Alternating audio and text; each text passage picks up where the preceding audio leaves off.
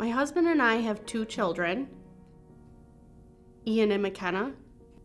McKenna, the 4-year-old, oh my gosh, she is the boss. Like, she runs the show. She's gonna tell you exactly how she likes it, when she likes it. And Ian, he has a really great sense of humor. He's outgoing. He's very social. At 10 months old, Ian had mastered the jolly jumper. He wasn't able to really crawl, and that was kind of a unusual thing, that he wouldn't be crawling at that point. I found Ian paralyzed in his crib one morning after what we thought was the flu. What we ended up doing was taking him to Children's. They took us in for a sonogram, and I remember saying, "There's a mass there." And of course, the technician got extremely quiet. They took him in for surgery, and they tried to relieve the pressure of neuroblastoma stage 3 from his spine. It wasn't enough to not paralyze him from the waist down. We were too late. You couldn't fathom that this was happening to you, because how does a baby have cancer? Ian stopped talking altogether during treatment. He just shut down. First chemo goes well. How well as chemo can go, I guess.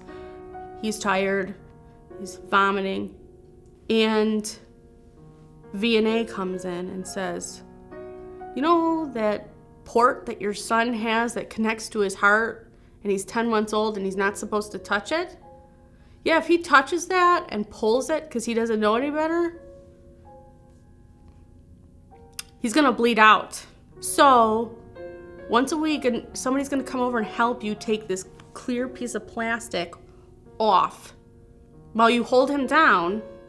I can always remember Ian's eyes, like horrified that you're pulling this piece of plastic off his skin to clean it and to put a piece of plastic back on it to make sure that Brovac stayed close to his skin, because it's like a tube hanging that's sewed into the heart. This is not what I planned. I planned on going back to work after I had a baby. I planned on just a 9 to 5 and dinner and vacations, and I didn't plan for illness and cancer and possible death. Camp has helped our family. Our goal is to make sure that he's as independent as possible and has experiences where mom or dad isn't always hanging around. So I thought, this is awesome. Like, they have medical staff, and it's free. It costs $800 for some of these other camps. I can't afford that. This would be fantastic for him. This is the road to independence. Like, we want to keep him on that.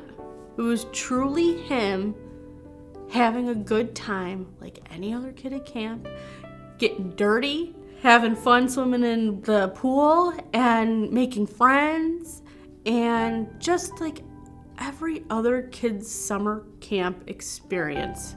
So when I went and picked him up, he was vibrating out of his wheelchair. He was like so excited. He had like such a fun time. I don't even think we were home like a day, and he's like, "Can I go back next year?" I think he might have even asked on the way home. Like, he just was like, this was his deal. He's like, "This is my new thing. I want to do it. I want to go as much as I can. These are kids that I relate to.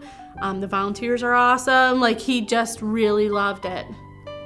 I want him to take that experience and go, I can live on my own one day. Well, I used to go do this. I used to go to camp. Why couldn't I live on my own? When your child is sick, sometimes you're a one-income family, and you pick and choose what you can give your kids, and it's a hard choice. Thank you so much for giving him that opportunity by your donation. You're giving my son a better quality of life because he's learning to be independent and be social and balance himself out from something that totally was something devastating and horrible. And this is like a silver lining. We beat some crazy odds. So let's celebrate and let's go to camp. Like, let's go do something fun. Let's go do something that every other kid does every summer. And let's go to fun parties and hang out with our friends and be silly and just enjoy life.